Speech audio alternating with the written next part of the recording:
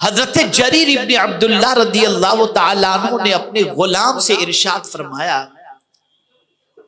कि जाओ बाजार से मेरे लिए अच्छा घोड़ा खरीद कर लेकर के आओ।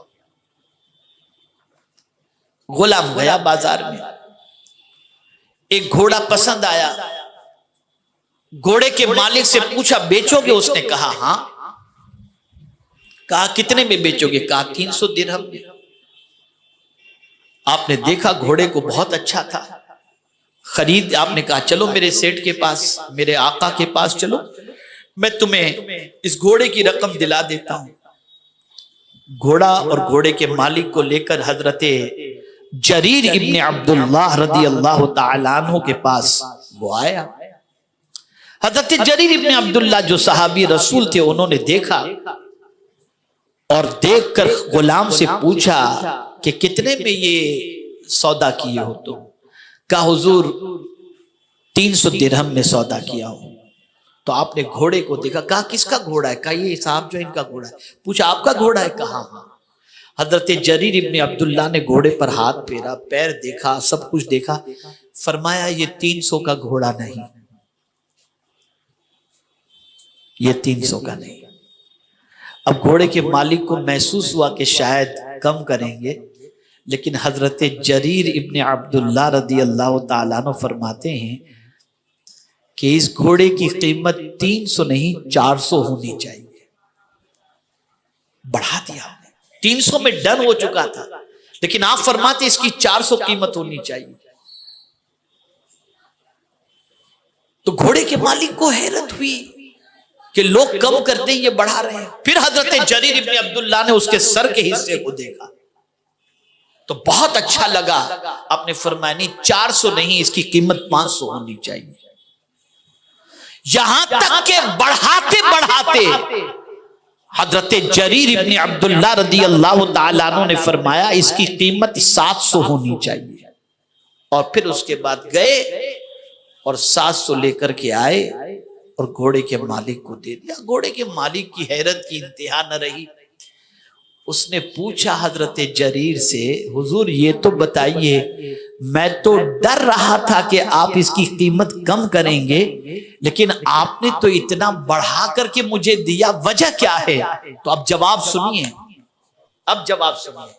हजरत जरीर इब्न अब्दुल्लाह रदी अल्लाह तआला अन्हु फरमाते हैं, मैंने जब हुजूर के हाथों में हाथ दिया था और मैंने बैत की थी, तो मैंने सरकार से वादा किया था कि मुसलमानों का भला चाहूंगा, तो मैंने ये 300 का 700 सिर्फ इसलिए दिया कि मैंने जो हुजूर से वादा किया था वो वादा पूरा कर रहा हूं। पता चला मुसलमानों का भला चाहना, इंसानों का भला चाहना, ये है दीनदारी, इसको दीन कहते हैं।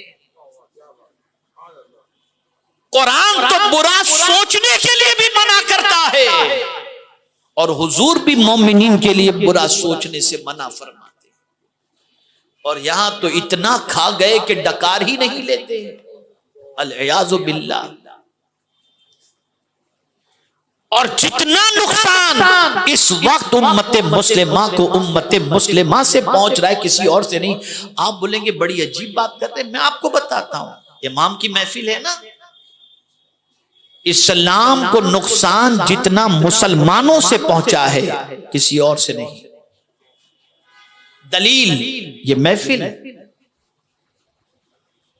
बताओ यजीद से इस्लाम को नुकसान पहुंचा कि नहीं पहुंचा? ना, कलमा पढ़ता था ना वो भी, हुजूर को आखिरी नबी मानता था ना वो भी, लेकिन नुकसान कितना पहुंचाया उसने? नौजवाना ने जन्नत के सरदार को शहीद कर दिया उसने। तो मुसलमानों दीन सीखो। इमाम हुसैन रदी अल्लाह तआला अन्हु दीन जानते थे, दीनदार थे, दीन की डेफिनेशन को जानते थे।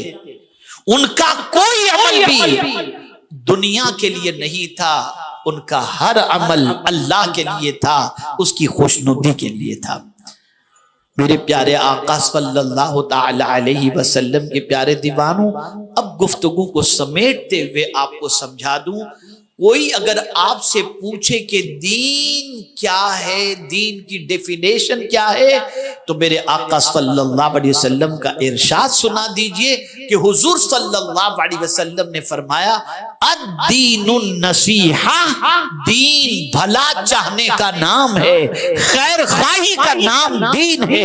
अल्लाह की खैर खाही करो, अल्लाह की किताब की खैर खाही करो, अल्लाह के रसूल की खैर खाही करो, अइम्मे मुस्लिमीन की खैर खाही करो और आम लोगों की खैर खाही करो। यही दर हकीकत दीन है, खैर खाही का नाम दीन है। इसको अच्छी तरीके से जहन के अंदर महफूज कर लो। अल्लाह रब्बुल इज्जत जल्ल जलालहू, आकाए करीम रऊफ रहीम अलैहि तहियत व तस्लीम के सदको तो फैल मुझे आपको सबको ताजदारे करबला इमाम हुसैन रदियल्लाहु तआला अन्हु के इखलास का सदका अता फरमाए, दीन समझने की तौफीक अता फरमाए और दीन समझकर उस पर अमल करने की तौफीक नसीब फरमाए। वमा अलैना इल्लल बलागुल मुबीन।